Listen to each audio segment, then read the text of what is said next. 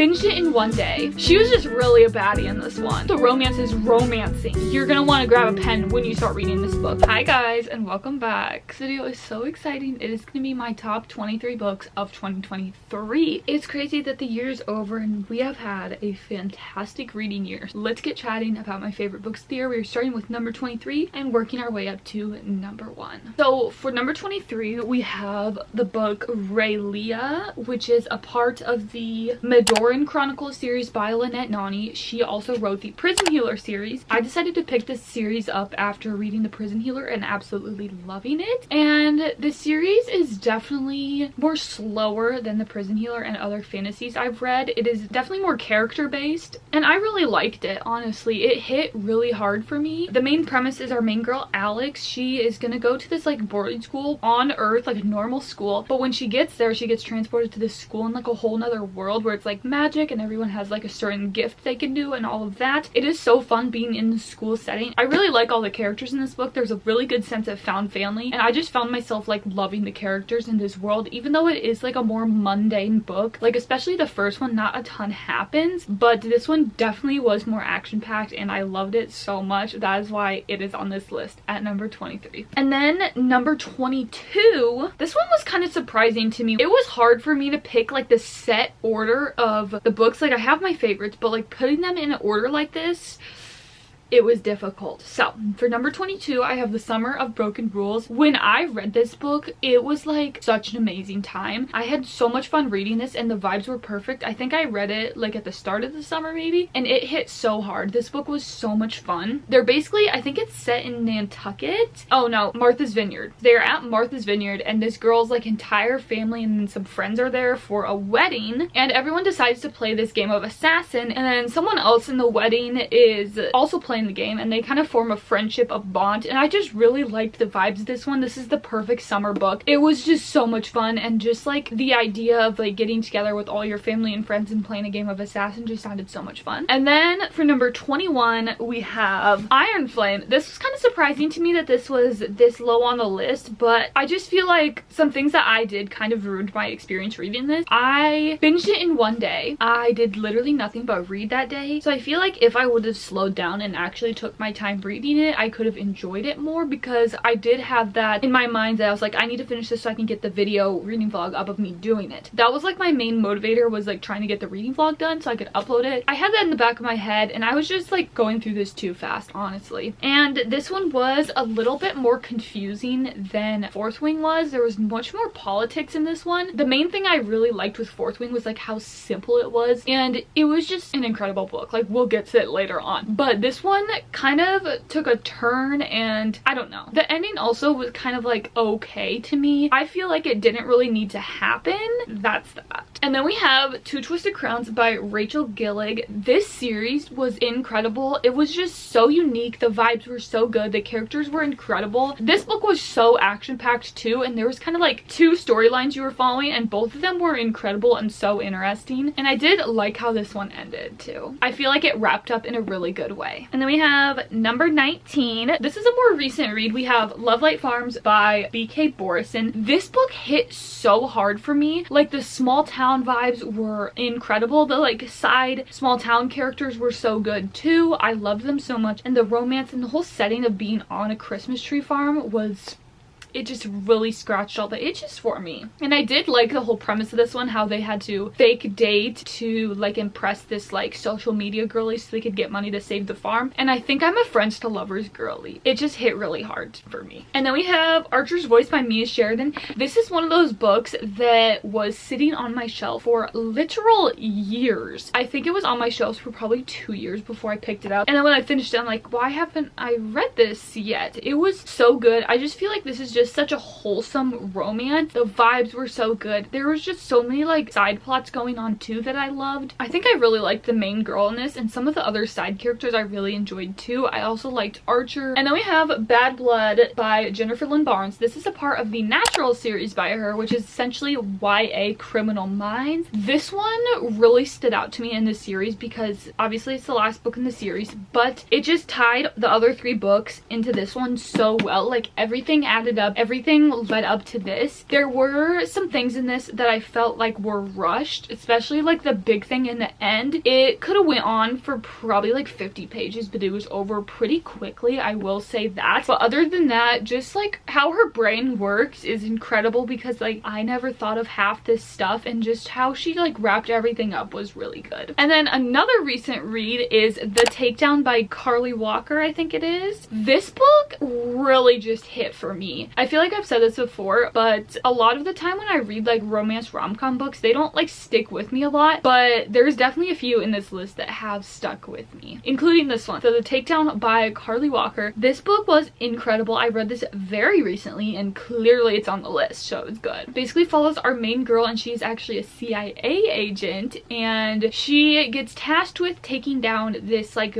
big crime lord guy, and said crime lord happens to be her sister's fiance. While she's like home for Christmas, she has to like work on taking him down. I just thought that whole plot point was so interesting and so different from any other romance book I've read before, and I did really enjoy the romance in this one. It just felt really real. I just love the character so much. Like I'll just be thinking back to this book and being like, wow, I miss it. And then we have The Prison Healer by Lynette Nani. I talked about this earlier, but this book series was so good to me. I've heard a lot of people say that it's boring and predictable, but to me it was the opposite of both of those things. I loved it so much. It just follows our main girl Hiva, and she is at this prison where like essentially you ain't getting out of this prison once you're in. Like you're in for life. Like it's a death prison basically, but she's the prison healer there, so like her time in the prison isn't as bad as everyone else's. Basically the rebel queen is captured and sent to the prison, and she is set to compete in these like trial things, and then Kiva actually volunteers to take her place because the queen is super sick and like can't do the trials. Just know that it is a lot more than that, and once you get to like the other books in the series, it just gets so incredible. Please read that. What number was that? I don't know. And then we have, this book was a very recent read for me, and clearly it's on this list, so it was really good. We have Finlay Donovan is killing it. I read the entire series. I can't really pick a favorite, but like I feel like the first or the third one, but this book series was so good, you guys. The first book, it hit so hard. I think I love cozy mystery, so if you have any cozy mystery recs,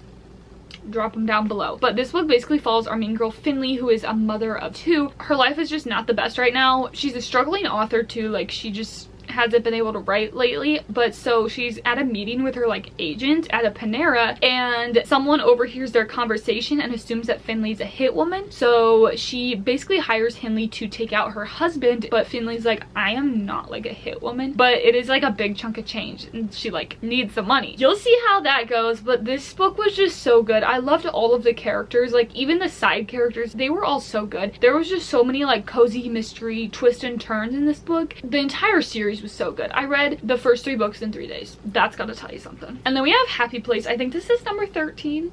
I don't know. Obviously we know Emily Henry's a queen. Her writing is incredible. I just loved this book so much because I felt like it did such a good job of showing like how friendships and relationships change as you get older, and there were definitely parts of this that were really relatable to me, and the whole vibe of them just being away at like a summer cottage thing with their friends just really hit home for me. And I remember especially at the end of this book, I was just like really connected and just felt how the characters were feeling, and like remembering times that I'd felt the same way. So it just really hit hard for me, and it was really kind of emotional to read about. I'm already lost at what number I'm on, but it'll be on the screen. The 7-Year Slip by Ashley Poston. This book was so good. It is unlike anything I've ever read before. There is like paranormal magical elements to this story. Essentially our main girl, what's her name? Clementine. How did I forget that? She moves into her aunt's apartment, and when she gets there, it is set 7 years in the past and a guy's in there. So essentially the apartment jumps between time. Basically sometimes it's set 7 years in the past, sometimes it's in the present. So she meets the guy there and she's like, who are you? And their romance is just so real and so incredible, and there is just so many scenes in this book I look back on and I'm just like, what? Wow, how? Like incredible. I loved like the side characters in this, and the other plot lines were going on, and our main girl's also like figuring out stuff with her life too, so there's good life lessons in this as well. This book was just adorable. There romance was so real, and you could just tell they were like soulmates, and the things he did for her were so sweet. With the whole like 7-year slip, if you will, her like figuring out what was behind that and just like how it worked was so interesting too, because the whole time you're just like wondering what's gonna happen when they meet up in the present day. And then we have The Blood Trader by Lynette Noni. This is the 3rd book in the Prison Healer series. This book was so good. This is where obviously everything happens. There is just so many like twists and turns throughout this series, and there's such good found family in this book. And this one was so interesting because they go on this like adventure, and there's just so many like good dynamics between the characters. Like, it's funny, it's sad, it's emotional, you get mad. There is just so much that happens in this book and this series, and it wrapped up incredibly. I loved it so much. And then the next book on this list, we have Nevernight by Jay Kristoff. This book I haven't really seen anyone talk about, but I feel like it's kind of like an underhyped book that everyone should read. It is about our main girl Mia, who she is like an assassin, a baddie, and she goes to this school. Well, it's like a school church type thing where she has to go through these like classes and trials to prove herself to be like an assassin, or a blade they call it. Just her journey through there and just them being at like the school church thing was so interesting to me. There's so many twists and turns in this one. There's so many good characters, and in fantasy I always love when they're at like a school. Like, it just hits so hard and they're like training for something. And the ending of this book was literally insane. It was absolutely bonkers and so good. And in this book, Mia has this like shadow pet, which is a cat, Mr. Kinsley, and they like talk to each other like in their own way, and I loved that aspect of this story so much. It just made it so much better, and the cat was hilarious. Like, their dynamic was so good. And then we have Magnolia Park's The Long Way Home. I'm kind of surprised it's down this far on the list. If you didn't know, Magnolia Parks is like a toxic relationship, so in this one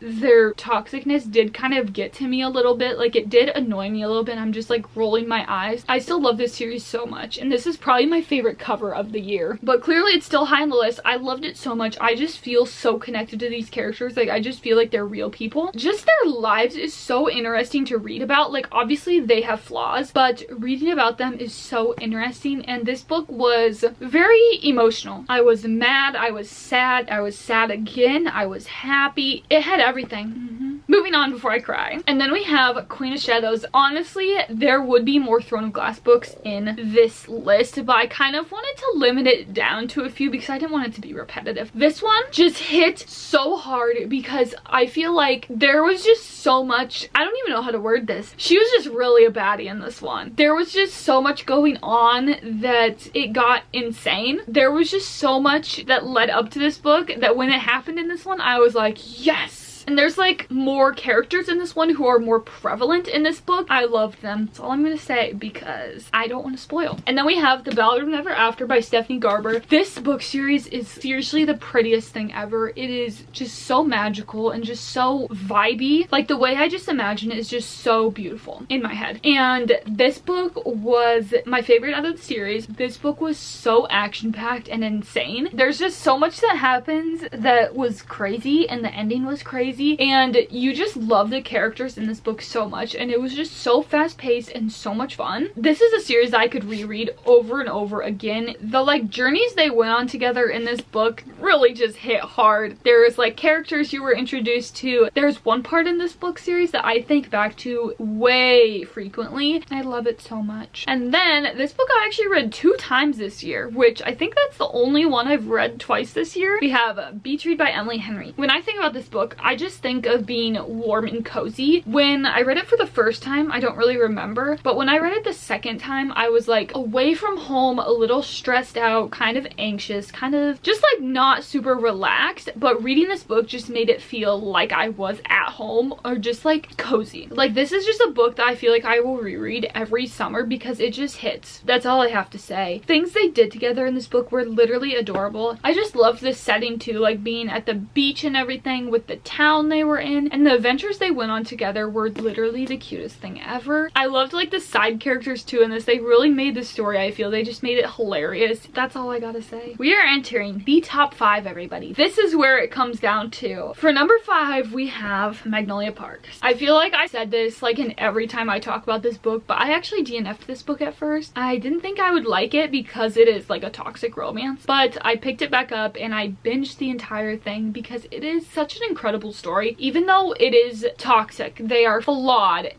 but like it just hits so hard. Reading about their drama, reading about their issues, it is just so entertaining. Like, as long as you know that this maybe isn't how you should act or should expect in a relationship, it is so fun to read about. There's just so many beautiful quotes in this series too. Like, this is a book to annotate. If you are into annotating, you're gonna want to grab a pen when you start reading this book. There's so many good lines, so many good scenes, and just like all of the characters in this I love so much and I think about daily. And just like reading about people in like high society London, it just hits so hard. I can't relate at all, but like reading about their lives is so fun. Hearing about Magnolia's like rich outfits every day is like, it's so interesting, but like I can't relate, you know? So the series just holds such a special place in my heart because it was just so addicting to read. Like, I couldn't put it down. And I am not normally someone who reads like or likes toxic relationship books, but this one, girl. Number 4, we have Divine Rivals. You guys, we are less than a week away until Ruthless Vows when I'm filming this.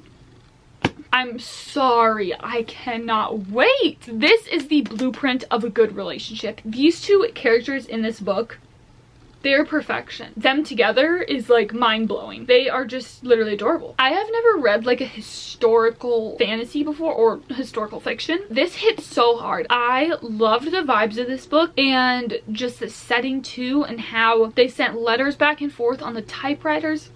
The things this man did for her, I'm literally speechless. He was such a good guy. I cannot wait to read more in the second book. Let's hope the romance is romancing. I think I'm gonna reread this before Ruthless Vows come out. I might take a video of it, so stay tuned. I think back to so many scenes of this daily. All the side characters in this are so good, and her writing is incredible. Again, there's so many good quotes in this one too. I might read this book right now. Number 3, can you guess? Footwing! I have never felt this way reading a book where I literally had to be forced to stop reading. Like, I just could not stop reading this book when I first read it. Something about it just did it for me. I loved the school setting. I loved all the characters. The dragons were literally incredible. To me, there wasn't a single boring point in this book. This book is one I could reread probably 3 times a year and still love it. There is just so many good plot lines in this book, so many good characters. The romance, obviously, it's incredible. I just loved reading about their training to be writers and all that entailed. To me, that was so interesting. Even like the mundane tasks, not a single boring point in this book. Like, it hooked me from front to back. And then number 2, Daisy Hates The Great Undoing. I think in this one there's 3 perspectives you get. Julian in this book,